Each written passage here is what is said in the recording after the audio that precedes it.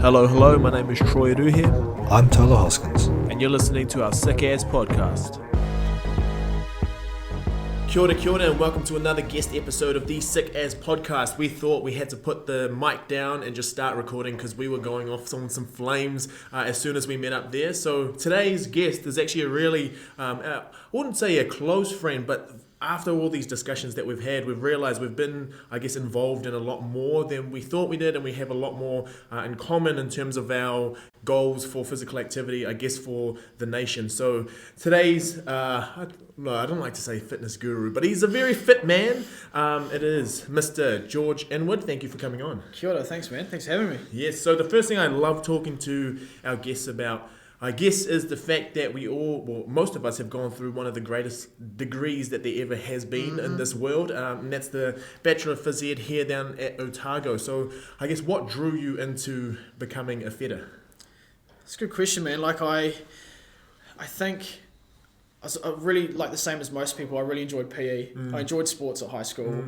I was really active, and I didn't really think that I would be good at anything else. Right. So, because I wasn't a huge academic, so I thought, you know how they have the open days at uni? At the uni, yeah. So high school came down, and there were these guys in the gym doing their first year gym class, and I saw these guys doing it, and I was like, yeah, I'll do that. And that was it. That was pretty much it. Yeah. And then from there, before when people enroll into things, they kind of have an idea on where this could take them. What was the dream, or what was your ideas of where you might go when enrolling into the course? There wasn't one. I had no idea. Yeah. I had no idea. So, yeah, effectively. Because everyone, we're talking about this before, everyone's thinking, you do PE to be a teacher. Absolutely. But I literally had no idea. I didn't really have a passion for the fitness industry then.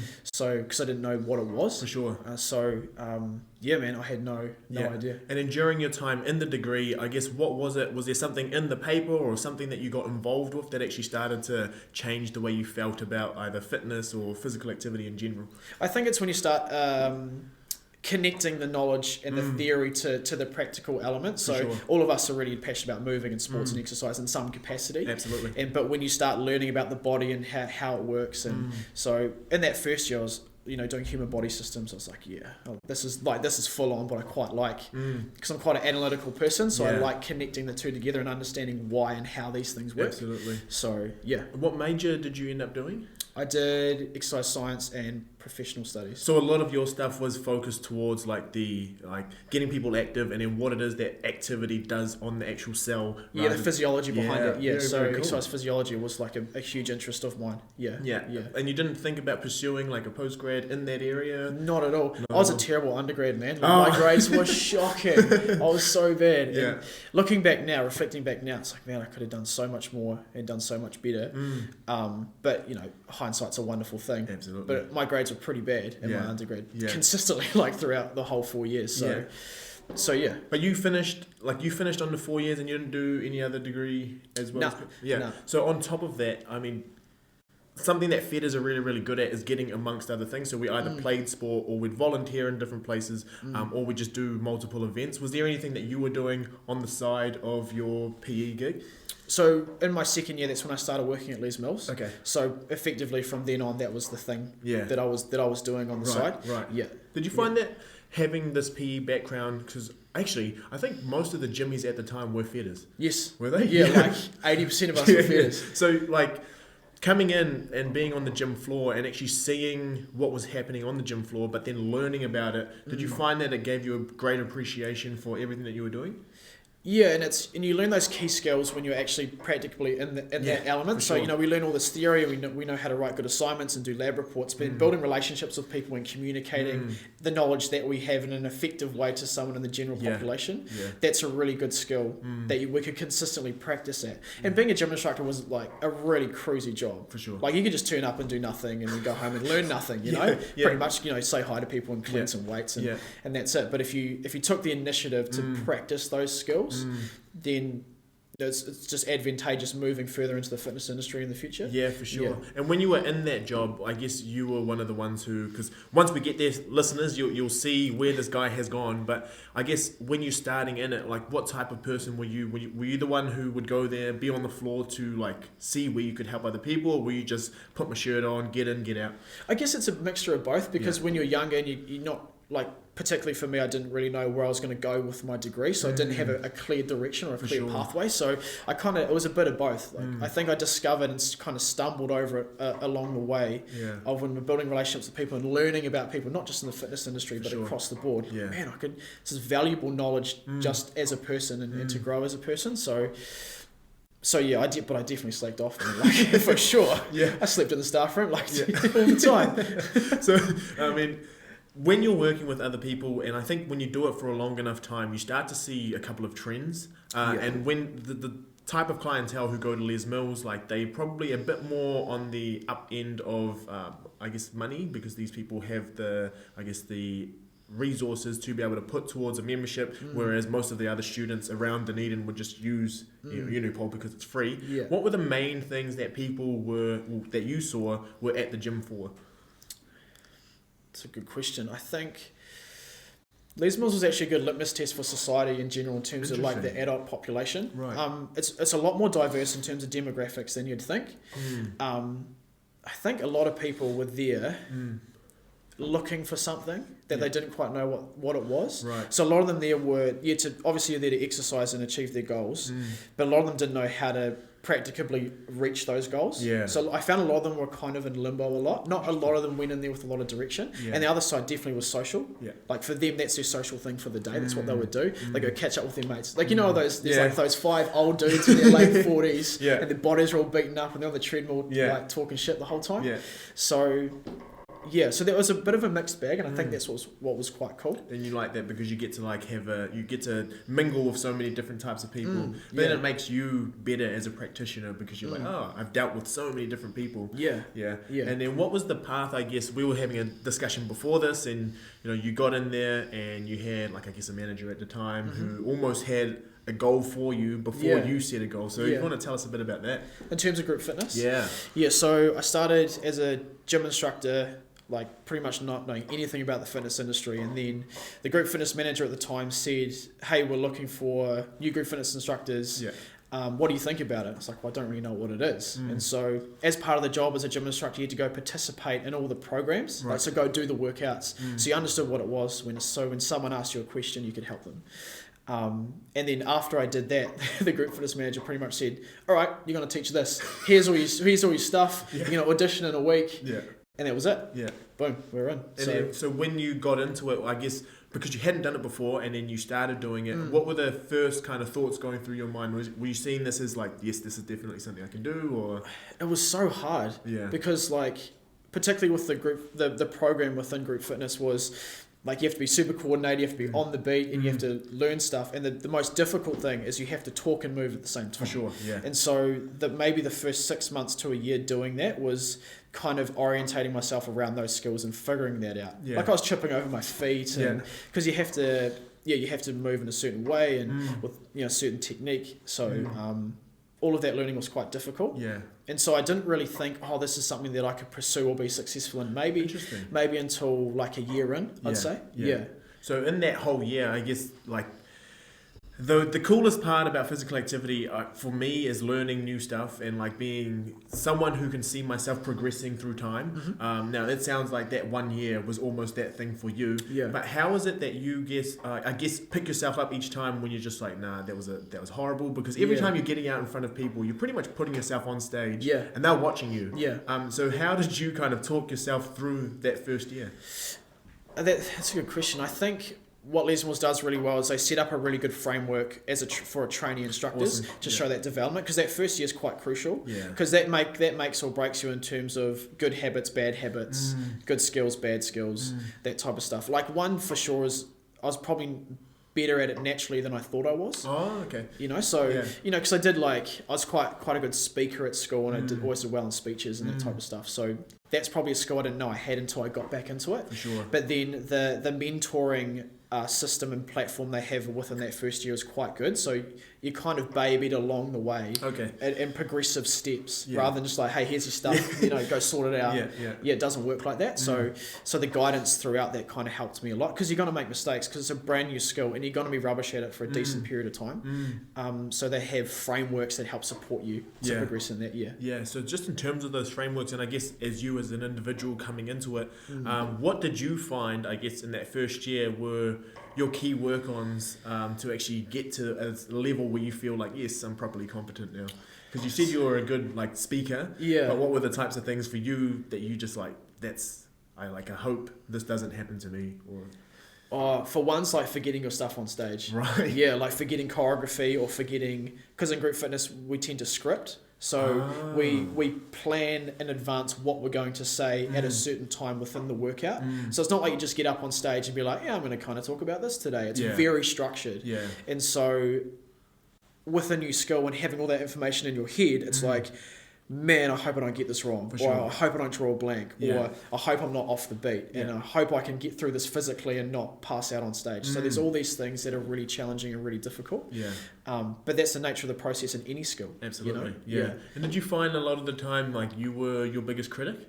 100%. Yeah. And you'll find that a lot. Like within Les Mills group fitness instructors, we're definitely self-critical. Yeah. And the industry kind of breeds that, I would say so. And they feed into that kind of environment and that complex. Right. So it's like we're our own critics. Yeah. They feed off it to make us better. Interesting. I'd say so. Yeah. So were there any, I guess, examples or personal examples of that happening where you were like, sheesh, I don't actually think I'm good enough to make this happen, and then kind of that whole thing started to grow itself, and then you then progressed from that?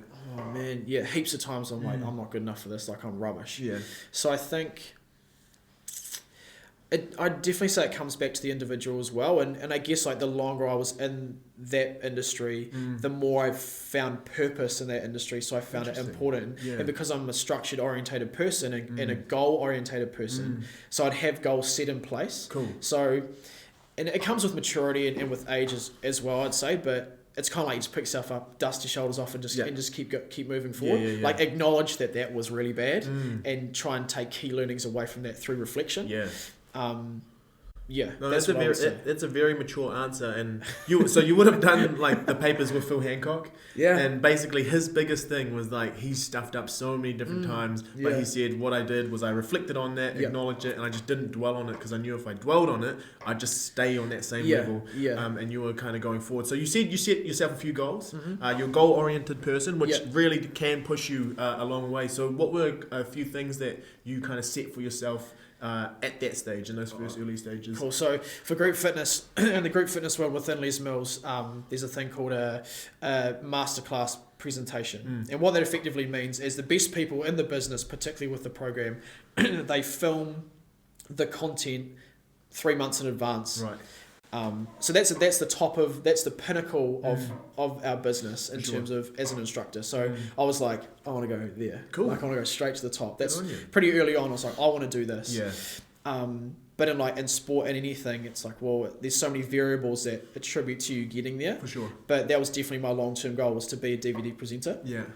And then along the way, there was other goals in terms of traveling New Zealand and being a trainer and presenting in other clubs and just really being a master at my craft. Yeah. So it's kind of multi-layered. Yeah. But definitely that was the pinnacle to do that. Yeah. So just for those people who are listening and maybe like not quite acquainted with the whole Les Mills or the masterclass stuff, what does that entail? So effectively the masterclass is, within group fitness as an instructor, you get given choreography notes for a particular release, your music and the masterclass DVD. And what that is a learning tool. So if you're not a very good learner just reading choreography, because it's like sometimes it's a puzzle and you just can't figure it out, you just watch the filming. Right. But the filming is, everything's done perfect 100% and everything's like all shiny and pretty and all that stuff. So obviously they're the best instructors in the business. And they look really good, move really well, speak really well. So and so you spend a lot of time preparing to do that. We have a thing called like a filming week, right? And so we have the new movements, the new music, the new material, and over the period of a week we break everything down to make sure that what we're doing on a DVD is repeatable. So that learning is actually valuable to the individual who has it. For sure. Because instructors have to pay for it. Yeah. So you pay $70 a quarter for this piece of this DVD, this masterclass. So it better be pretty good and give you value. Yeah. So yeah. So for the stuff that you're doing, I mean, I think we're kind of giving away the end of the story. Is that you've achieved your goals. Yeah. So you got to do that sort of thing. Yes. And I guess what, for you as someone who set your goal in those earlier times to be like, I want to be there, how long did that actually take you to get there? It took me 3 years. 3 years? Yeah. Yeah, so that's 3 years kind of grinding and just like hard, working your way through. So what no one else also knows about this is that the people who actually get there, it's a very, very small number, right? Yes. Yeah, so how many people get to have this privilege? Okay, so for example, in New Zealand, there's about 1,500 group fitness instructors within Les Mills, and for across the board, and it kind of varies depending on the market and what they're trying to advertise within those masterclass filmings. Yeah. But there'll be, and this is internationally, this is not just within New Zealand, internationally, there'll be 20 presenters for 14 programs. So it's like the 1% of the 1%. Yeah. Yeah, it's a very small number of people get the opportunity to do that. Yeah. And where do you think your selling point, or you as an individual, or the effort that you put in, where do you think you were able to kind of outshine others to actually have that opportunity? Yeah, it's a good question because there's variable reasons why you get to present on a masterclass. One, like I said before, it's marketing. So say, for example, Les Mills is trying to push into a specific target market, like let's say Asia. So what they'll do is they'll get a number of Chinese, Asian instructors on for that round to kind of sell it to the market. For sure. So that's a variable, so that's completely out of your control. Absolutely. On the other end of the spectrum, it's you're really, really good at what you do. It's an interesting story how I actually managed to get onto my first filming. Yeah, go so I'll try and keep it brief. But we had this. I got to shadow a masterclass filming before I did my first one. And shadowing means you're on stage, but you're not mic'd up, you're not presenting. You're just doing your moves. So you're kind of like, all the presenters are up the front, you're up the back, and you're kind of just like smiling and trying to look really good and make sure your techniques. And so, pretty much backup dancers, that's the one. And so after that, we had this massive after party, like huge, massive party. And then the program director who's in charge of that program, and she effectively decides who does these filmings. Wow.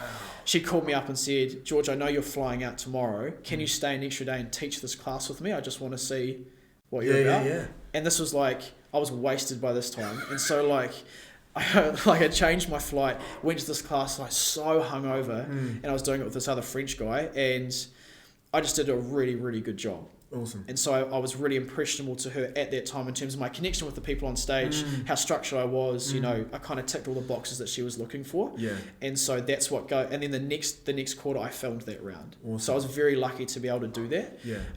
But effectively what got me there was that I was really good at what I did. Yeah. And I was prepared. Yeah. And we talked about this before about making sure you reach those, or you acknowledge those opportunities before they pass you by. Yeah, that was my opportunity to do that. So I knew like, I'm hungover, but I'll pay, $200 to change my flights, but it was worth it in the end. For sure. Man, so you did that Dusty. Yeah. It was like a 9 a.m. class the next day after a massive night out. Yeah. And did it Dusty. Did you just stop, like when you were drinking, did you just stop right away because you knew like, I need to take this? No, man, like we were hard. Because it was like this massive party with all these international presenters, and I kind of just got caught up in the buzz. For sure. And there you go. And he was hungover too, so it wasn't just me. Right.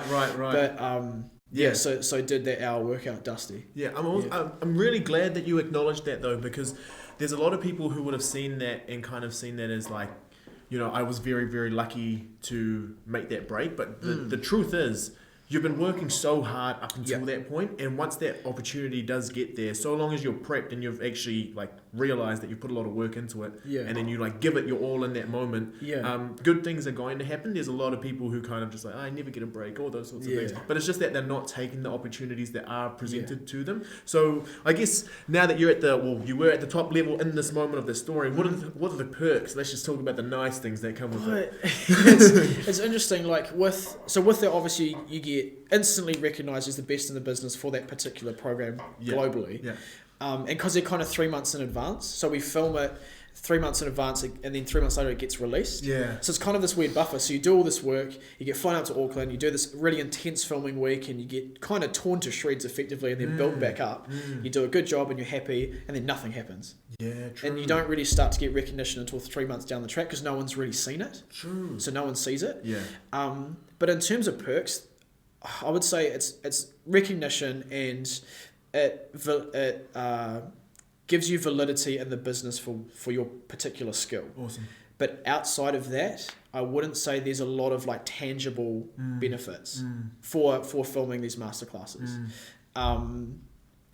Because, and then we were talking about this before, the nature of the business is so fast paced that you pretty much, if you get so lucky you get the one opportunity to film, that's effectively one and done. No, it wasn't like that maybe 10, 15, 20 years ago with Les Mills, but now it is because it's so fast paced and then trying to mold and shift with the market. For sure. You do one and like you should never expect to do another one. Wow. And me being me, I was like, I did one. I'll see if I can do another one. Like, can I do another one? But that's, in reality, that hardly ever happens. So, but just to show everyone just how good you actually are, how many did you end up doing? I've done 3. Oh my god.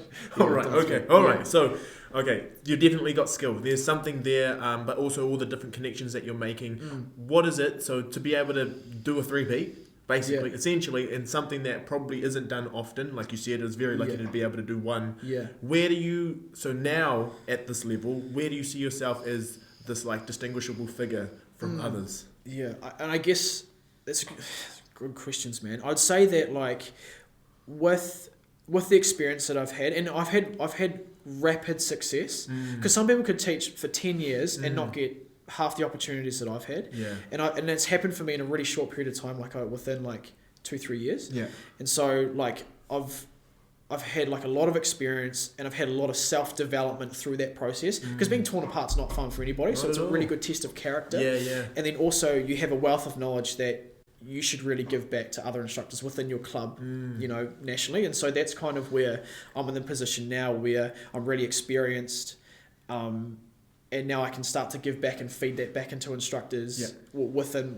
the club, within the gym I teach at. Cool. Yeah. So now you're not just the superstar. You're actually someone who like did what you did, but mostly to make other people better. So do you want to tell us about the I guess the difference between the whole presenter and then the teaching stuff that you're trying to get into? Okay. So I'm a group fitness instructor. So that means I will teach, you know, weekly on a timetable at a specific gym, and that varies between the individual. You could teach, you know, most instructors teach maybe 4, 5, 6 classes a week, and that's pretty normal.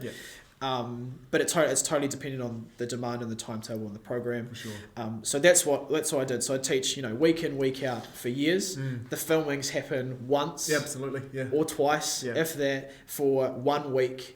You film, and then that's it. You're done. You go back and teach your classes. So the consistent thing that happens is not the masterclass filming. It's teaching your weekly classes, and I think, particularly within the Les Mills, within the industry, we see this thing, we see the shining thing, and it's this masterclass, and it's great. It's like, well, what actually do I do? It's like I teach classes every week. So I'm a group fitness instructor. And I mean, it's the fitness industry in general, especially with social media now as well. A lot of what we see is like people on stage, and we're like, oh my gosh, I want to be like that, but no one actually sees all of the prep that goes into that. The type of stuff that we do day to day that makes us better, or to be able to get there. So everyone has these ideals of what it is to be good at something, but they don't actually see all of the years of hard work but you've acknowledged, I mean, I think you're actually being really, really humble by saying that, you know, you've had rapid success, and but you know, you definitely have put in work for a very long time. And something that I find extremely fascinating about all of this is that you've been in the limelight, you know, you've been on stage, you've danced on top of a rooftop, if you want to go see that on this Instagram. Not quite dancing, but you've done some, well, you're part of choreography on the top of a rooftop. That's bloody cool. Close enough. You get the kit, but you now are focusing more on streaming, or putting all of your education and putting everything that you know into helping other people. So tell us a little bit about, you know, where that shift came in. Yeah, cool. So when I was teaching group fitness, I was also a personal trainer full-time in Dunedin. And then at the start of last year, me and my partner moved up to Christchurch, and effectively my Les Mills stuff stopped completely. So I wasn't personal training. I had 1 class a week on the timetable, and I was like, I need to get a job. And so I had some management experience, and fortunately I got a job at St. Bede's College, and I was the assistant boarding manager there. So complete change of pace. For sure. So I started working with young men, and then like the day-to-day lives and that type of stuff. And through that, I found having those valuable relationships with these young men and helping them progress and facilitate their learning and understanding of things was like awesome. You know, like when you're a PT or a trainer, you have those aha moments. It's like that. And that's gold. So from there, I decided that I'll go back to university and do my postgraduate in secondary teaching. So that's what I'm doing currently. And so I've kind of shifted away from the fitness industry, not almost entirely, but shifting away and now focusing and honing on education and facilitating learning with young people. But on reflection, it's kind of the same things that I'm passionate about. So it's like, for me, it's knowledge and sharing knowledge and giving people the tools that they need to facilitate their own learning and they're progressing their own knowledge. For sure. And like I thought personal training was it, but actually teaching is really it for me. So that's what I'm really passionate about now. And you're set on this age group of people as well, because I think I'm the same as well. Like I see them as a very moldable kind of age range where when they take things in, like it's a very important step for them to actually start evolving as who they are as men, or for the males and then for the females as well, into like what their health actually is going to look like. So I guess, where are you hoping to end up? Like, you want to be a teacher, and then and you're going to be teaching PE and health. So when you were working with those boys, so I'm very fascinated in this stuff because so I ran a program as part of my PhD, and in it we were meant to have a gender balance, but 91% of my participants were females, and the male participation was very, very low. And when asked why, it was because they didn't see it as important. Do you find that you want to like just work with the men, or?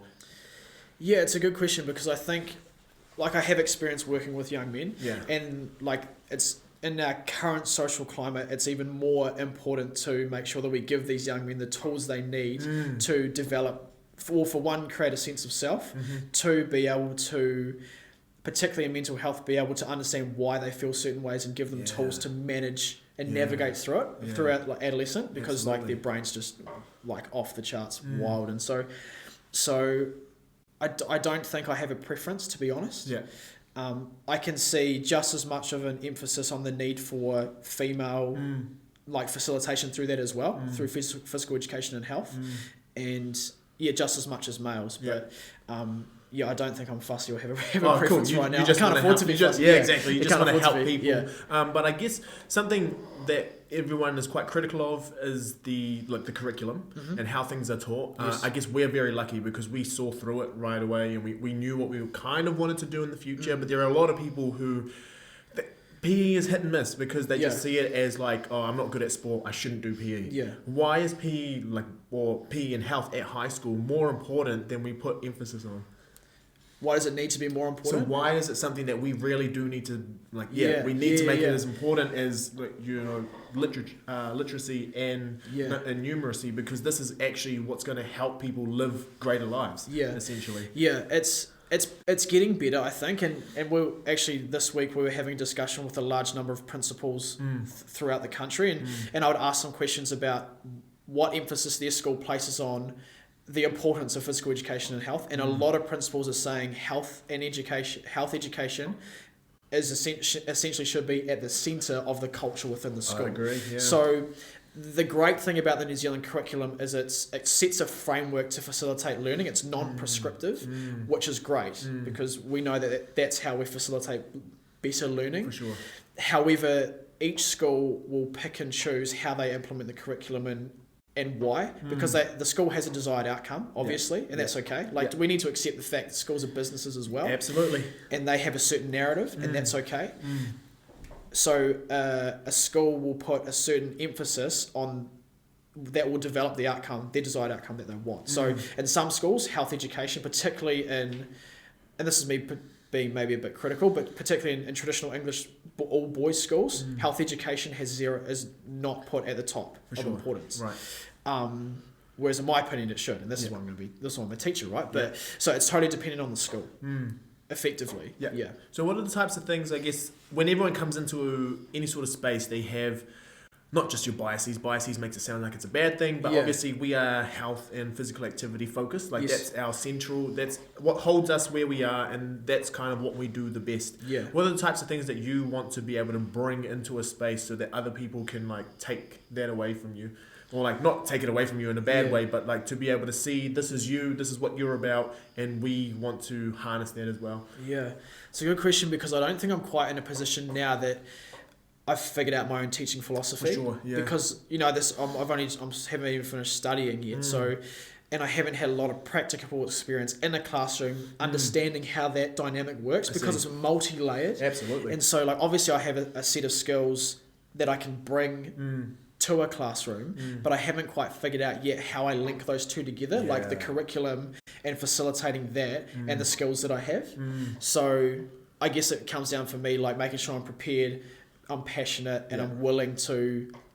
It's almost leave my biases at the door and just kind of go with a fresh slate going into the classroom. So I haven't really answered your question because I'm not quite sure yet. I haven't quite linked the two together. Maybe in a year's time after teaching I'll figure that out. Well, that's very fair because I think a lot of people go in thinking that they're going to change the world, they're going to be that one, and then they realize like, oh, I can't make as big a difference as I wanted to, but you can still make little changes along the way with a lot of these people. Just one more question you went from basically being like all eggs in one basket of becoming, group fitness instructor, and now you're trying to like help other people. Is there a space for you, I guess, in like different communities outside of Les Mills, but still doing the same thing? Like, I think there definitely is. And I'm a very all eggs in one basket type of guy anyway. Okay, right. I would rather put everything in one basket, and if it doesn't work, then I'll just pick up the pieces later rather than have like a dot all around this place. I like to commit to one thing and do that really, really well. So I think and the thing they talk about the most in terms of education in schools and building relationships is also having a strong relationship with the wider community.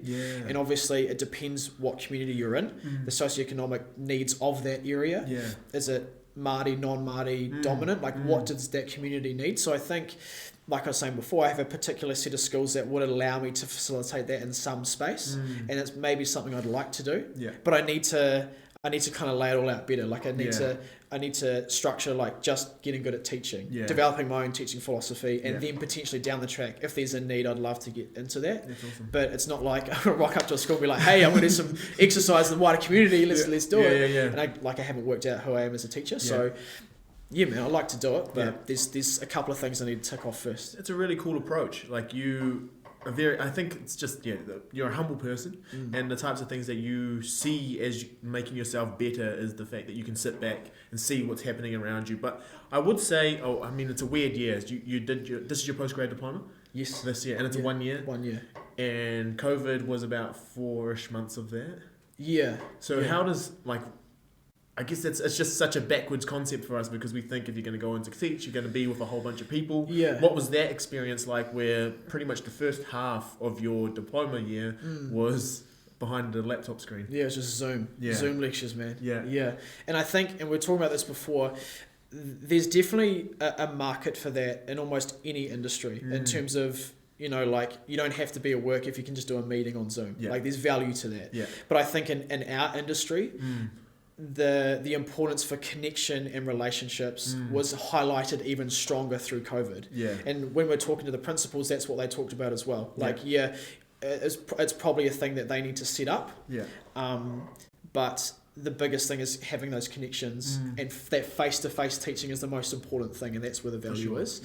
But yeah, man, I didn't find it too bad, and you can kind of take it or leave it, and I guess I'm a believer in making something out of nothing. So I didn't just kind of sit back and be like, oh, this is rubbish, I'm learning nothing, and blah, blah, blah. I actually went out of my way to have some benefit out of that time. So I started reading more and expanding my thinking and doing a lot of the self-reflecting because I had the time to do it. So I didn't just play Xbox all day. Absolutely. But so maybe that's why I'm in the position that I'm in now, and that's why maybe I have this approach or have this particular worldview because I worked at it. I didn't just come out of nothing. I worked really hard on developing my own ways of thinking. Yeah. I'd say it says a lot about your character though, because I think when you went through all of the Les Mills training, you're pretty much put on a pedestal for everyone to watch you, everyone to critique you, and you just have to take that on, because for the next iteration of everything that you're going to do, you have to make sure that you're like incorporating all those different things that people are saying. So you're making the best of every situation. You talked about face-to-face, and you have been pretty much working with people for like I'd say most of your adult life now. How do you find that or working with people, either PT or in different group training sessions, is going to help though with you, I guess, expanding into different communities? I think it's, you know, we talk about like the level of competence with your skill, and when you become unconsciously competent at a certain skill. So I think I'm in a position now that I'm really good at doing this stuff and this interaction, and I can trust that I'm good at that in kind of any situation. I think that's a benefit of mine when I can go into schools and into the wider communities, is I can back myself to do this stuff, and it kind of gives me maybe not a full step, but a half step ahead to maybe other teachers coming into this profession. And that's really advantageous, I think, in the long term, because I guess I'm trying to make myself as attractive as possible to potential schools and principals, and that's like a half step that I will definitely sell, and that's what I'm trying to do. Is I don't have to work on this stuff because I'm already there. But because I've been working on it for like, you know, the past 6 years. Well, that's something I've said about fetters, is we're a very sociable bunch. Like, we actually can talk to people, whereas like some of the other health professionals, they're extremely intelligent, so intellectual, but they can't get it out. It's like we can't actually see how smart these people are because they just don't have that social interaction. So because we are social people and social beings, we only can show how intelligent we are by how we express it, and like actually how we're able to have these sorts of interactions. So final question, which is this is the final question before the final question, but there's a weird kind of airy thing around the fitness industry, and it's to do with that interaction. It's to do with social media. We had a little bit of a discussion before this where kind of your attention kind of went away from social media, and you were just starting to focus on the things you wanted to be good at. You want to tell us a little bit more about that? Yeah, sure. So I think what I started doing through COVID was doing a lot of reflecting and prioritizing my values. And so what's important to me, and then what am I doing tangibly every day that works towards that value and that priority. And so what I found through social media is like, I'm just as bad as anyone else. Like if I've got a free time, I'm just scrolling Instagram all day. And then it kind of hit me. It's like, man, I'm not productive. But I need to think further than that. It's not just not being productive. It's more like, okay, well, what can I do to be productive if I'm not doing that thing? And so when I realized that my value is now with young people and facilitate learning for them, it's like, well, this thing is no longer important to me. Awesome. And so that's why I've taken steps back from pulling back from social media and deleting Instagram off my phone and all that type of stuff, because for me it's not important, and it's not me taking the practical steps I need to get good at the thing that I'm passionate about. Awesome. So that's kind of... So in place of Instagram now, what have you started doing a little bit more of? So what I do is when I have dead time, I'll listen to podcasts. Awesome. So I'm trying to so my girlfriend hates it, man, because like I'm in the car, I'm listening to podcasts. I'm cooking, I'm listening to podcasts. I'm like having a shower, I'm listening to podcasts. So I'm trying to utilize that dead time that I can't do anything else with, but just trying to keep learning and keep thinking and developing these thought processes. No, my partner's exactly the same. I'm always listening to podcasts and all these different things, and then when you do you find that when you have conversations now, someone will bring something up, you're like, how do I know so much about that topic? And you're like, I was listening to this. Or like, I'll be like, I learned this awesome thing today. And she's like, not again. Like, we'll just have a normal conversation. It's cool. That's cool. So you're taking any opportunity that you can to learn. And reflect. And just one more on the social media thing. When your stuff started coming out, so you know how you had that dead space between recording, 3 months, then you're out there. Was there a boom? Yeah, man. Really? Yeah, man. Like so I don't have a lot of followers, but it would go from I'd probably spike by 300 followers, and then more and more and more and more. Yeah, it was crazy. Yeah. So effectively in the space of 2 years, I've grown over 2,000 followers from not pushing social, from not actively trying to grow my social media platform. Just because you get recognized. And the thing about Les Mills Group Fitness Instructors is they're all in, Yeah. Like they are all in. And Yeah. so like I get followed from heaps of people around the world, which is really cool to connect. Yeah. But yeah, I didn't push my platform at all. Yeah. So how did that, so this is the final question before Yes. the final question. Yes. I'm just so interested by it. But how does that then play into who you are as a person? Like, there's a lot of people who would start getting that and then see that like, oh, well, this is me now. Yeah. But you kind of carried on doing what it is that you wanted to be doing. So how did you kind of differentiate between that? Well, don't get me wrong, like, because you're always like, oh yeah, I'm getting all this, getting all this attention, this is great, like, getting like 300 likes on this photo, man, this is great. But I guess for me, I always come back to like, what am I doing that's progressing me to the thing that I want to achieve? And it's like, well, to a point, maybe that at one point in time, that was the thing that I was looking to do, like kind of expose myself a bit more. But now that I'm not in the fitness industry really in terms of personal training, like I don't really have anything financially to gain from that. For sure. And so like, in my opinion, what's the point? Like I could be putting my time and effort and my thinking into something else that's going to benefit me over time. For sure. Yeah. Man, you are such a mature answer. And I mean, that's how I think a lot of people should be. And I know it's a very biased and skewed position, but I just think a lot of people spend too much time on the wrong things, and it's the types of things that make them feel like they're inadequate because they're comparing themselves to all these different people rather than just focusing on what it is they do really good. So the final question, we've said this multiple times, but this is because what we want to do is we want everyone to have a tangible takeaway, and it sounds like you're one of those people that would prefer to not just talk and have no action. You like action out of things, which is cool, so you should have something up your sleeves for this one. But every single day there are people who either have routine or they do something that helps them feel like they've optimized the day. Yes. What are those things for you? Cool. So I developed this over COVID, and this is quite recent for me, but I've found it like so advantageous. I'll tell everybody. So what I do is I try and get up as early as possible. So 5:30 to 6 o'clock. Okay. And I journal. Straight away. So I answer 4 questions, like I just type it out on my notes and I answer 4 questions. So it's like, how am I feeling? What am I looking forward to in my day? What am I worried about? And what are like tangible things I'm going to achieve?